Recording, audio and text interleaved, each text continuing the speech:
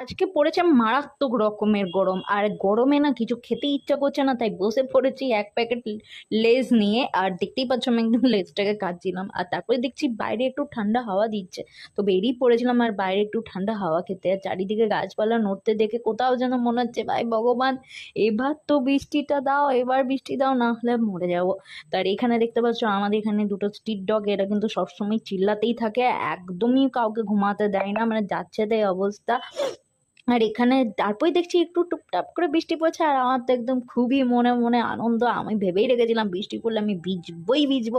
তার এখানে আমি অনেক দেখছি বৃষ্টি পড়ছে, তো আমার একদম মন হচ্ছিল ভিজতে, আর আমি টুকটাক ভিজছি। আর একটু মেঘও ডাকছে, কিন্তু এসব উপেক্ষা করেই আমি ভিজছি। আর আমার খুব ইচ্ছে জানো আমার ছুটির দিনে যাতে বৃষ্টি পড়ে, আর আমি একটু সে সাজুগুজু করে রিলস বানাবো, কিন্তু সে কপাল নিয়ে আর জন্মায়নি। আর এখানে দেখতে পাচ্ছি ঝনঝন করে বৃষ্টি পড়ছে। আর তোমাদের কোথায় কোথায় বৃষ্টি হচ্ছে প্লিজ কমেন্ট করে জানিও।